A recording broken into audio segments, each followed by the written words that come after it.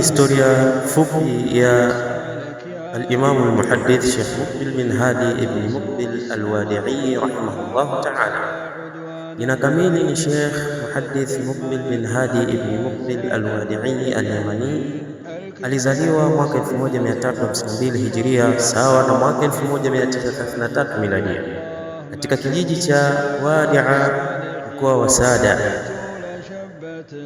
Aliishi katika kijiji hicho katika umri wake mdogo na alianza kujifunza dini yake akiwa katika nchi yake hiyo ya Yaman, na alijifunza Qur'ani na elimu nyingine za msingi akiwa hapo hapo katika nchi ya Yaman. Akachukua misingi ya elimu za dini, kisha baada ya hapo akaamua kusafiri kuelekea katika nchi ya Saudi Arabia na akajiunga na Jamiatul Islamia, chuo cha Waislamu pale Madina. Alipofika katika mji wa Madina alianza kujifunza ndani ya chuo hicho na akachukua elimu kubwa kutoka kwa mashekhe wakubwa na maarufu akiwemo Sheikh Abdul Aziz bin Baz na Sheikh Nasr Din al-Albani na Sheikh Muhammad bin Saleh al-Uthaymeen. Hao ni miongoni mwa mashekhe wake. Kwa hiyo alichukua manhaji ya kitabu na sunna chini ya mashekhi hawa na wengineo ambao hatukuwataja. Kisha baada ya hapo Sheikh rahimahullahu ta'ala aliendelea kuisoma manhaji as-salafi ambayo ndio ilikuwa manhaji yake. Tena alikuwa ni salafi wa kweli na mwenye kufuata manhaji ya kitabu na sunna kwa ufahamu wa wema waliotangulia, na alipambana kwa kadiri ya uwezo wake juu ya kupigania kitabu na sunna na kutahadharisha kutokana na bid'a na wazushi. Kisha Sheikh rahimahullahu ta'ala alipofika katika chuo cha Waislamu Madina, alichukua fani mbalimbali ikiwemo fani ya aqidatu salafi salih, aqida ya wema waliotangulia.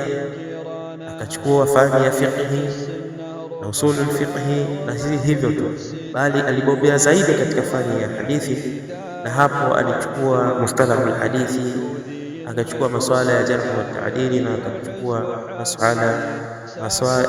masaili ya takhriji al-ahadith.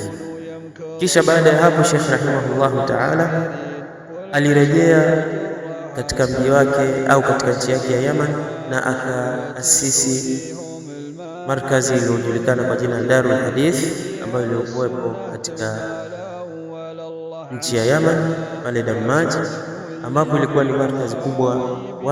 Wanafunzi wengi walienda mazingira yale kwa lengo la kuitambua sunna na kuitambua manhaji ya kitabu na sunna na wema waliotangulia. Kisha Sheikh rahimahullahu ta'ala alieneza da'wa kupitia wanafunzi hao katika pande mbalimbali mpaka mwisho wa uhai wake.